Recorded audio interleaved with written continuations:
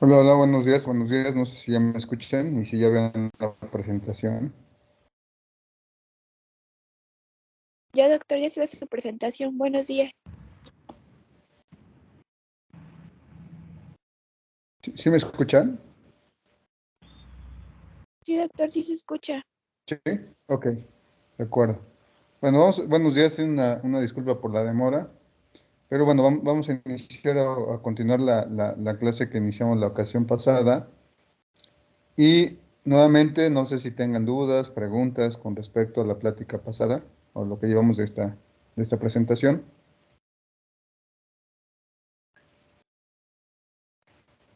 Bueno, miren.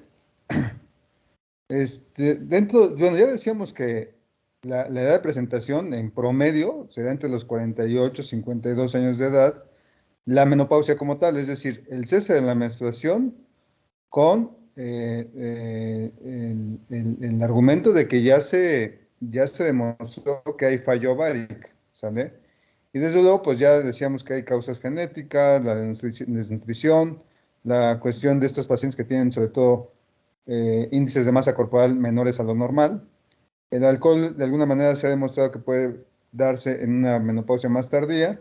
Y bueno, ya les decía que algunas situaciones sociales y de ubicación también podrían implementar o afectar esta presentación de la menopausia de forma más tardía. Otro dato importante y que se debe considerar en la paciente en la menopausia y en la posmenopausia es la sexualidad, ¿no?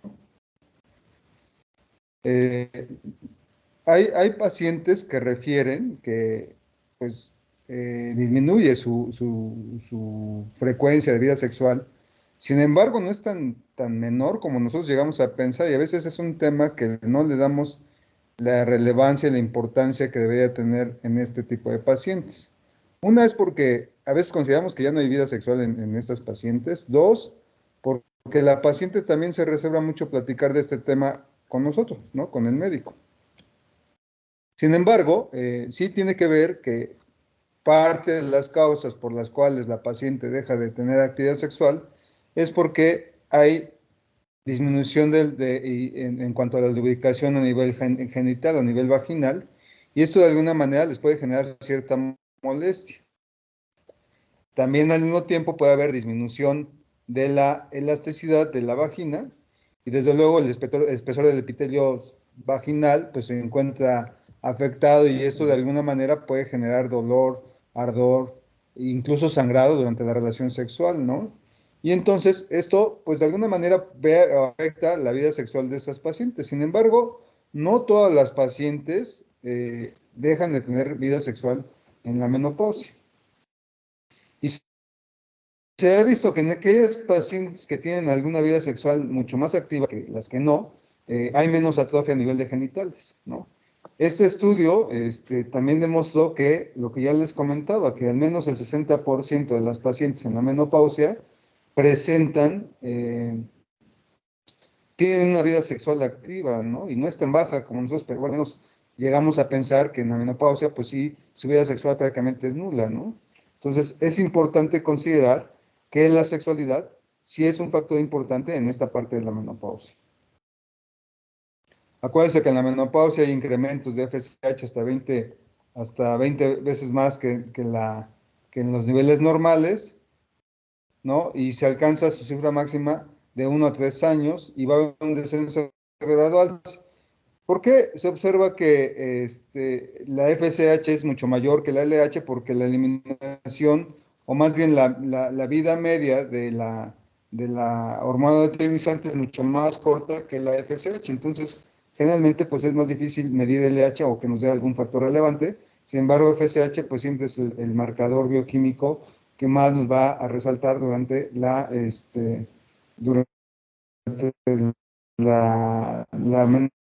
menopausia. ¿De acuerdo?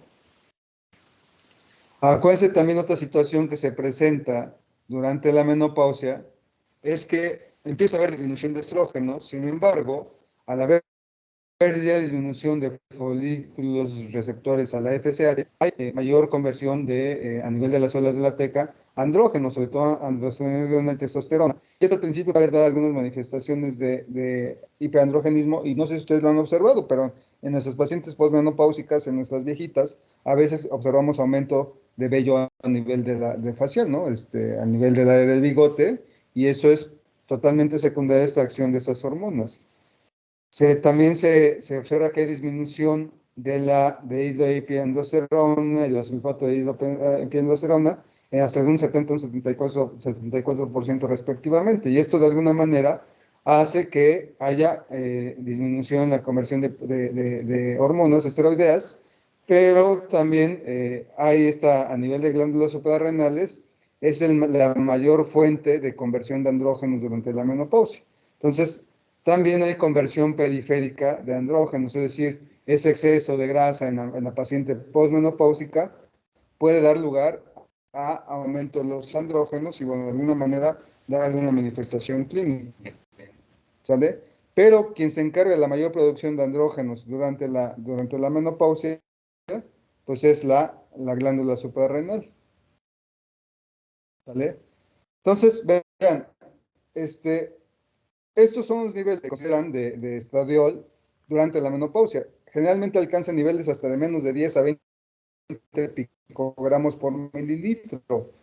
Y esto de alguna manera pues hace que pues ya haya todas estas manifestaciones clínicas como la atrofia genital, disminución de la libido y estas situaciones que se van dando precisamente durante esta etapa de la vida de la paciente.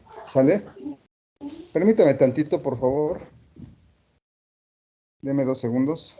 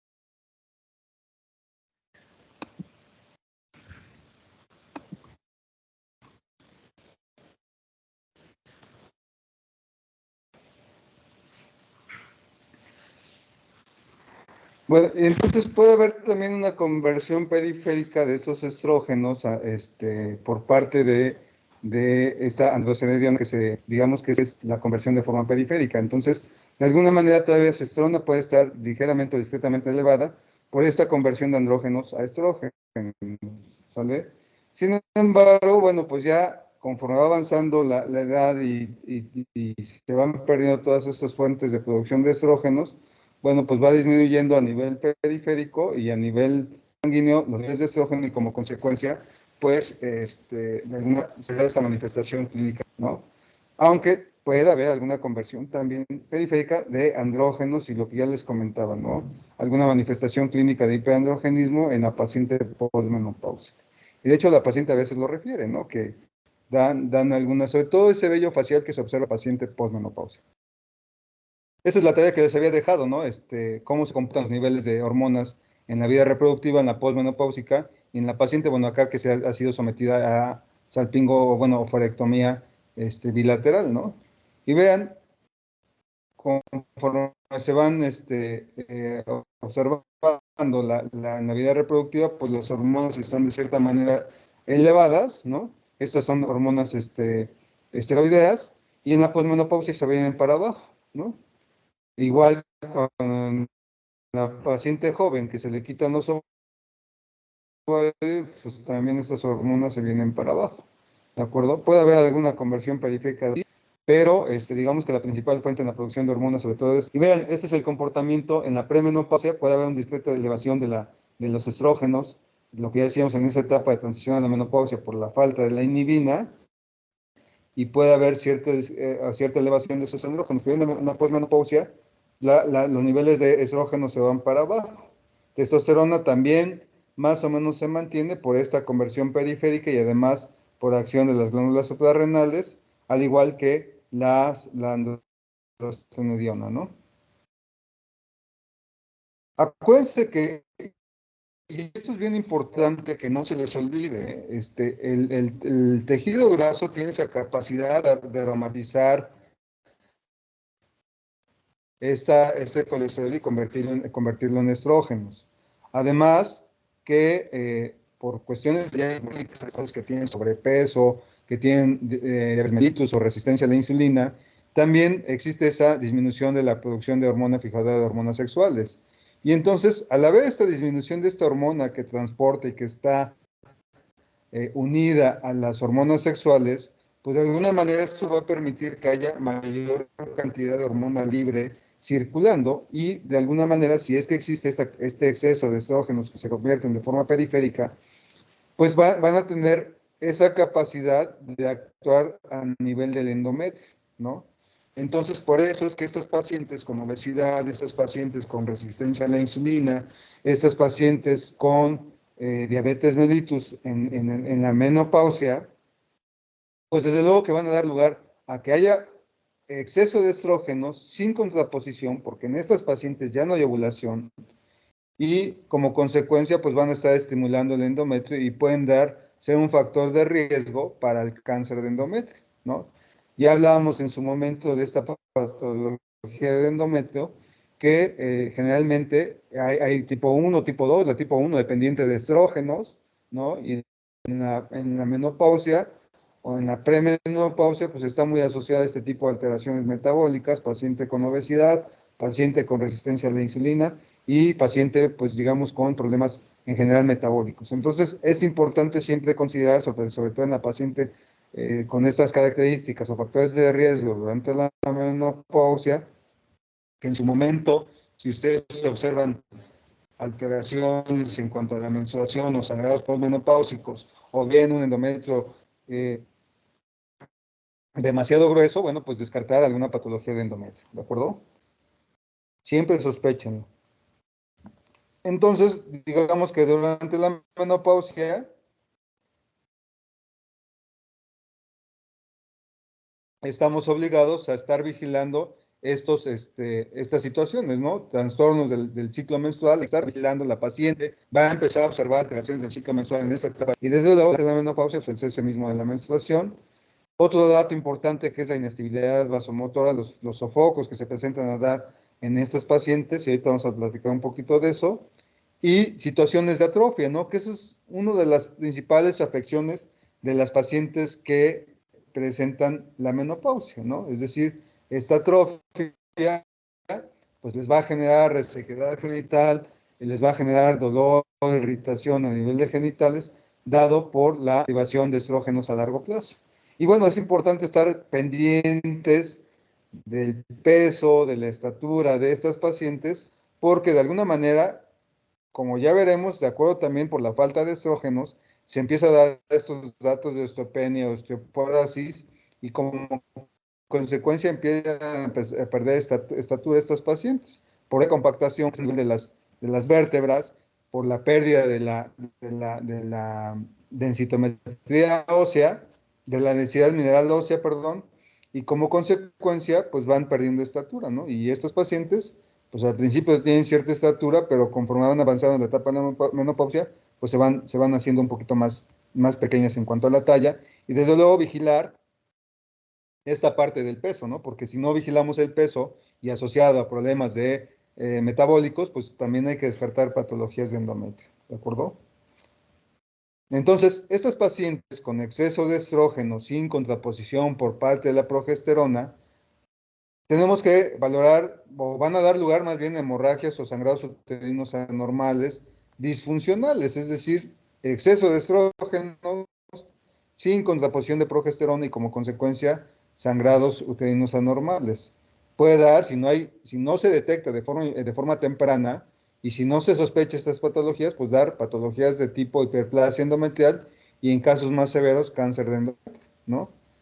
Otro dato importante que da la menopausia, que se observa en la menopausia, pues es la privación de estrógenos y como consecuencia van a dar los sofocos, ¿no?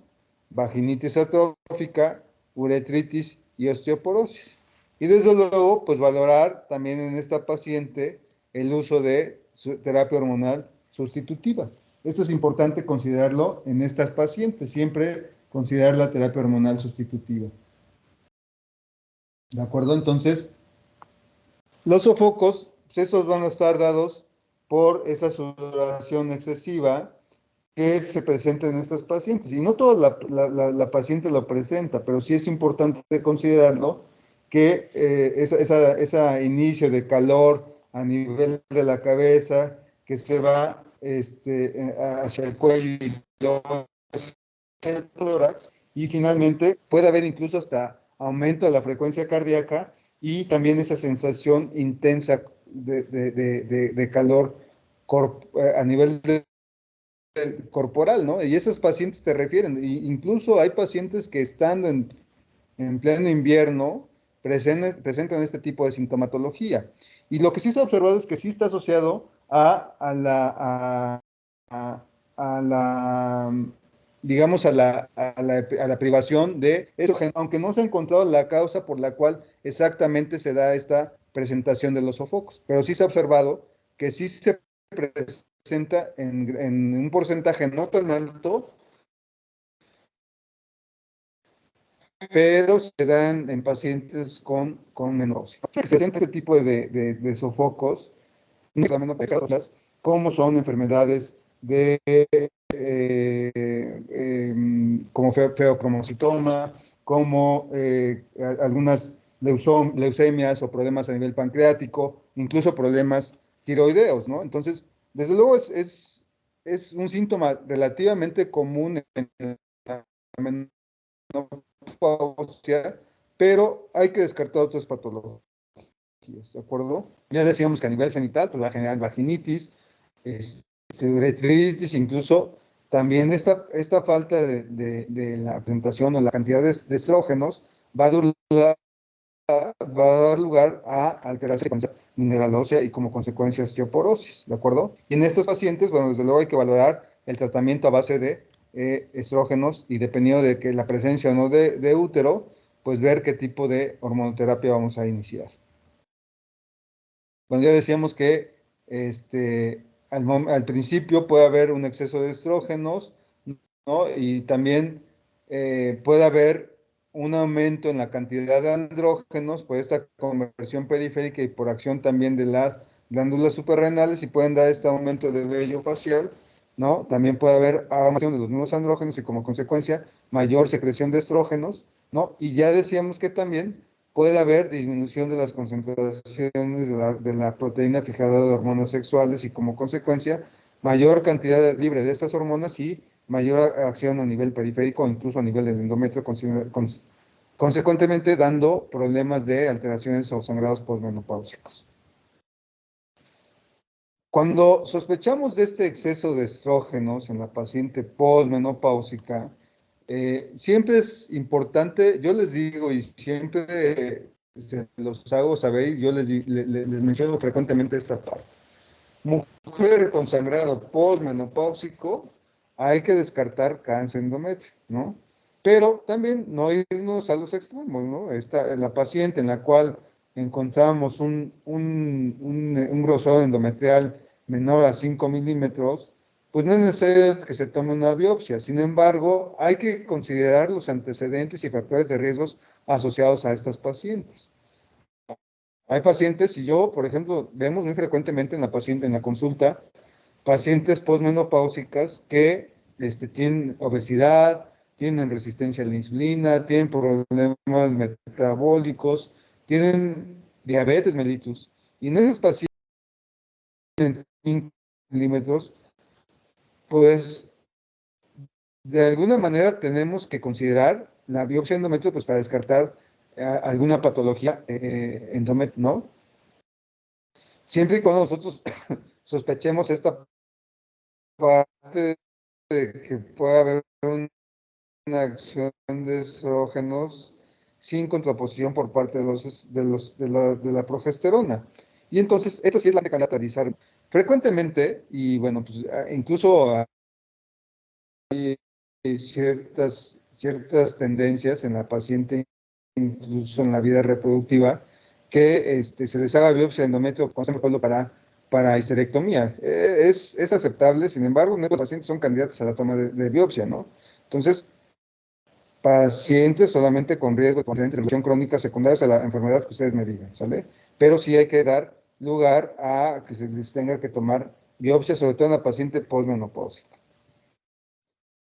Y bueno, desde luego en esta paciente que vemos endometrios mayores de 12 milímetros, a pesar de que tengan pocos factores de riesgo para de exceso de estrógenos, sí va a ser necesario tomar biopsias para descartar patología, ¿de acuerdo? Acuérdense, pues el cáncer de endometrio, ¿no? Secundario al exceso de estrógenos, la hemorragia es el síntoma más frecuente. Entonces, esa paciente con menopausia, sangrado postmenopáusico, es cáncer hasta no demostrar lo contrario. Y a veces, pues sí, se cansa estos pacientes. Y frecuentemente también encontramos que pueden ser otras patologías orgánicas, como pueden ser miomas, pólipos o algunas otras situaciones, pero también pues, es importante descartarlo. O sea, es mejor encontrar un pólipo en una biopsia de endometrio a que encontremos un cáncer de endometrio. El pronóstico cambia totalmente, ¿no? Y desde luego, pues puede haber hiperplasias y, bueno, desde luego, lo que ya comentábamos, esta situación de una patología de cáncer de endometrio. Todo esto es por acción secundaria a la acción de los estrógenos, ¿vale? En aquella paciente, por ejemplo, que encontramos esta acción de estrógenos y contraposición de progesterona y que encontramos, por ejemplo, un endometrio proliferativo, ¿sale? En la paciente posmenopáusica, quiere decir que sí hay acción de los estrógenos. Acuérdense de ese ciclo endometrial. La primera fase, una fase proliferativa, y la segunda fase es una fase secretora. Si encontramos una fase secretora en la paciente posmenopáusica, o duden del diagnóstico, porque pues, en teoría ya no haber folículos que den lugar a la ovulación, o a lo mejor dimos algún medicamento que pudiera convertir, sobre todo medicamentos a base de progesterona, que puedan convertir ese endometrio proliferativo a un endometrio secretor, ¿no? Entonces sí podemos encontrar, y bueno, desde luego, en esa paciente posmenopáusica, algún endometrio secretor, sí, pero es, digamos que fisiológicamente, pues no tendríamos que encontrar en la posmenopausia porque ya no hay producción de progesterona, ¿no? Entonces, a menos que tengamos el antecedente de haber administrado alguna progestina y entonces probablemente encontremos un endometrio secretor secundario a la acción de esta progestina de forma exógena, ¿de acuerdo? Pero habitualmente, si yo tomo una biopsia de endometrio y no hay patología, vamos a encontrar, y hay acción de estrógenos, pues vamos a encontrar endometrios proliferativos. En esta paciente, ¿se puede proponer tratamiento médico? Sí. ¿A base de qué? Pues de medroxiprogesterona, progestinas, en segunda fase del ciclo, ¿no? Esta paciente se le puede dar cada mes, la progestina de 5 a 10 miligramos diarios durante 10 días, y al mes repetirla hasta pues que veamos realmente que ya no haya ese factor condicionante de producción de exceso de estrógenos, ¿no? En estas pacientes que todavía encontramos hiperplasias sin atipias, pudiera valorarse también el tratamiento médico con medroxiprogesterona o cualquier progestina, pero en aquellas pacientes que ya presentan alguna hiperplasia con atipias, la propuesta es quirúrgica, es histerectomía e incluso valorar la salpingoforectomía bilateral, ¿no? En esta paciente que está en esta transición a la menopausia, pues digamos que de alguna manera también que tienen alteraciones del ciclo menstrual, que hay exceso de estrógenos, el uso de anticonceptivos orales combinados también puede ser una alternativa terapéutica para estas pacientes y realizamos dos cosas, hablamos del sangrado excesivo, las alteraciones del ciclo menstrual y también al dar hormonales de forma exógena, combinados con estrógeno, pues protegemos también al endometrio y desde luego podemos protegerlo de alguna lesión de endometrial o en casos más severos de algún cáncer de endometrio. Pero siempre con la primicia, chavos. Acuérdense que paciente con útero únicamente no con progestión. Paciente sin útero podemos dar exclusivamente estrógenos, ¿de acuerdo? Otra alternativa también para proteger el endometrio en el paciente con exceso de estrógenos, pues es el DIU con levonorgestrel. Acuérdense que es una progestina que puede desidualizar ese endometrio, lo protege por la acción excesiva de estrógenos. Y esos pacientes, sobre todo en aquellas que están ya en esa transición a la menopausia, pues incluso las protegemos el endometrio y además evitamos el riesgo quirúrgico de una histerectomía, ¿no? Entonces esa podría ser alguna manera de evitar la cirugía mediante el diumireno, ¿no? Puede haber un incremento discográfico. Entonces, hay folículos, puede haber cierto aumento en la producción de quistes ováricos, sin embargo, pues es poca la probabilidad de que se formen. Y desde luego, cualquier masa anexial en la paciente en etapa de menopausia o posmenopausia, pues hay que descartar algún problema maligno, ¿no? Hay que pedir marcadores tumorales, hacer estudios de imagen y descartar que no sea alguna masa anexial maligna, ¿no? Entonces, siempre que haya masas anexiales en la paciente menopáusica, posmenopáusica, pues hay que descartar patología maligna, ¿no? También es importante considerarlo, ¿vale? Decíamos que, dada la privación de estrógenos, también se van a dar los sofocos, que ya les decía que es desaparición súbita, hay enrojecimiento de la piel, que inicia desde la cabeza, se va hacia el cuello, además de esa sensación de calor corporal intenso, y al final se puede dar con una sudoración profusa, ¿sale? Y además, lo que ya les comentaba, puede haber incluso hasta taquicardia durante esta presentación de los sofocos.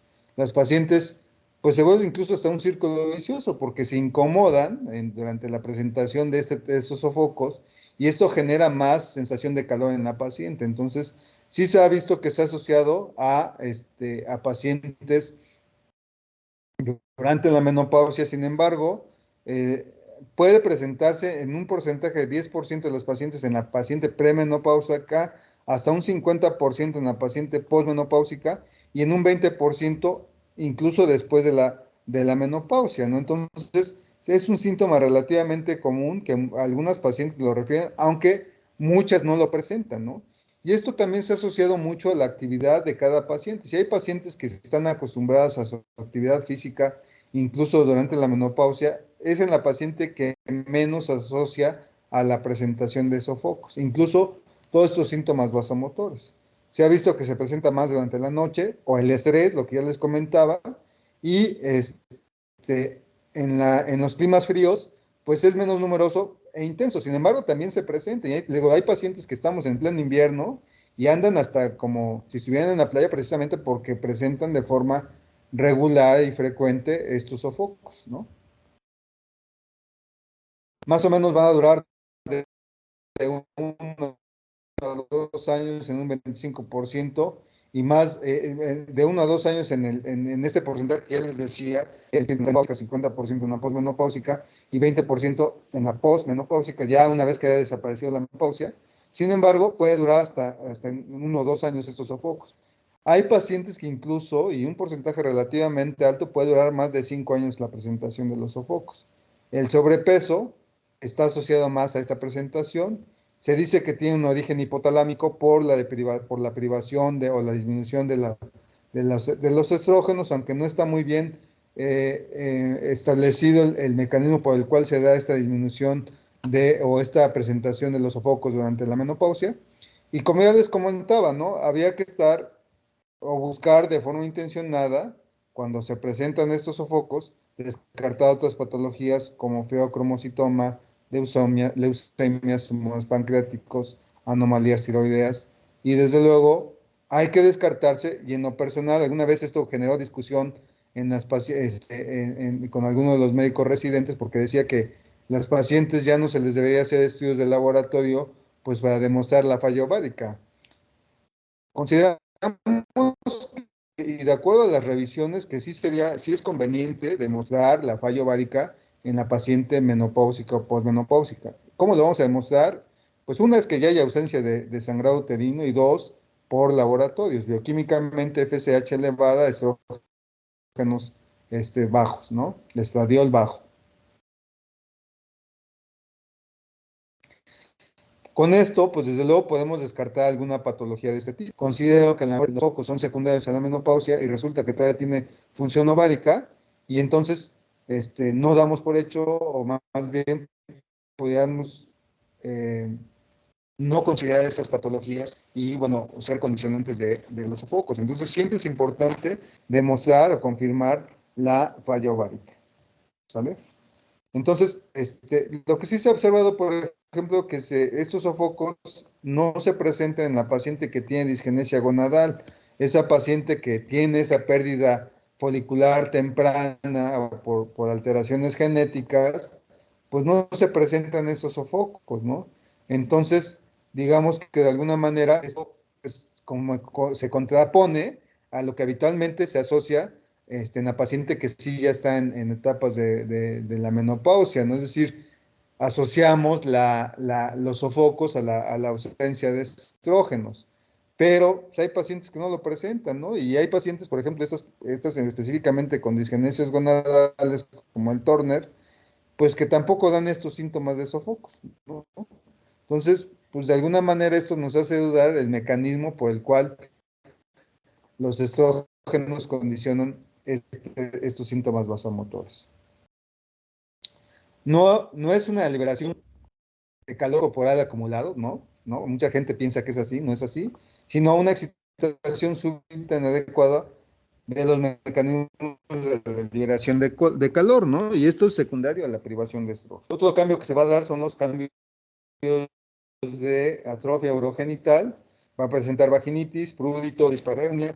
Nos es importante que lo consideren, ¿eh? En la paciente posmenopáusica también frecuentemente nos llegan con múltiples tratamientos a base de antimicóticos, antimicrobianos, cuando en realidad el problema puede ser por falta de estrógenos, ¿no? Y entonces, pues, ¿cuántas pacientes no nos llegan a la consulta externa en la menopausia, en la posmenopausia? Doctor, ya llevo un chorro de tratamientos y no se me quita.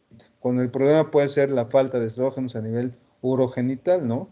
Incluso puede haber a nivel urinario este síndrome urogenital, puede haber a nivel urinario uretritis con disuria, incontinencia de urgencia, polaquiuria, y esto es secundario a estos cambios por la falta de estrógenos.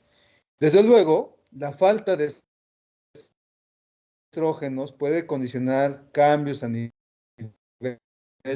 del pH vaginal, del pH medio, que puede dar o favorecer a nivel de vías urinarias recurrente, ¿vale? También la vagina va a perder colágena, tejido adiposo y esa capacidad de retener agua por falta de estrógenos. Y como consecuencia, pues este tejido, este epitelio a nivel vaginal y a nivel genital se vuelve friable, fácilmente se lacera, se rompe y como consecuencia pues puede haber hemorragia secundaria a estos cambios atróficos. Esto pues lo vemos en la paciente postmenopáusica. No sé si hasta aquí tengan alguna duda, alguna pregunta, jóvenes.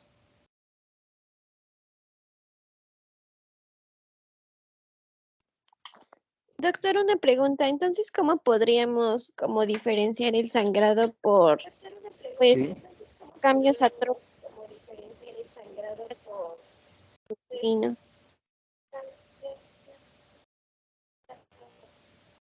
Oye, perdón, ya en el audio que te preguntabas, como que se me perdió la... No sé si me puedes repetir tu pregunta, por favor.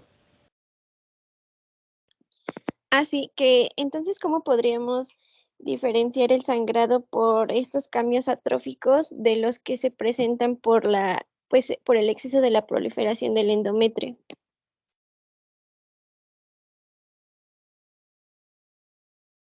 Ah, bueno, mira, eso es una pregunta importante y realmente la manera de diferenciarlo es clínicamente, ¿eh?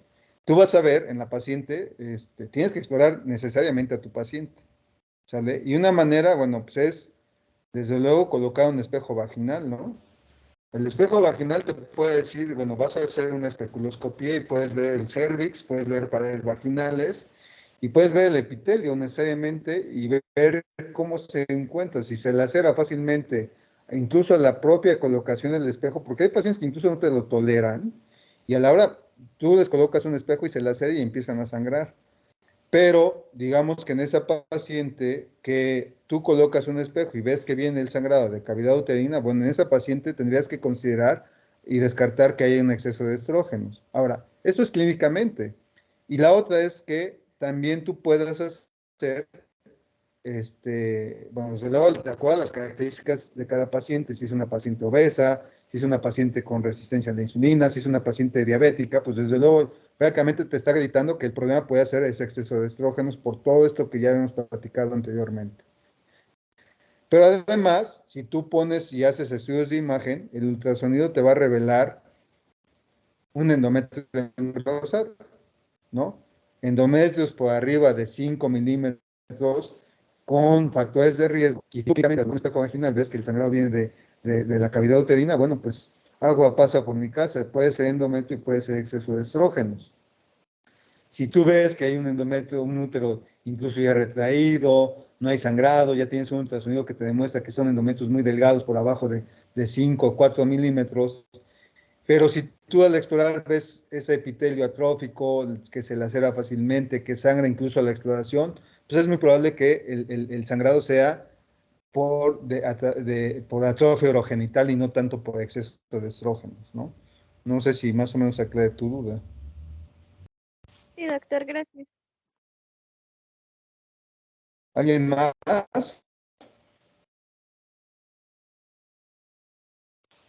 Bueno, vamos a dejar aquí la clase. Los veo el viernes. Espero terminar ya esta parte. Vamos a platicar un poquito de, bueno, todavía de esta parte de la falta de estrógenos, pero también ya vamos a platicar del manejo de la terapia hormonal sustitutiva en estas pacientes, ¿de acuerdo? Entonces nos vemos el viernes, por favor. Cuídense mucho. Gracias, doctora. Hasta Sí, luego. doctor. Gracias. Hasta luego. Buen día a todos.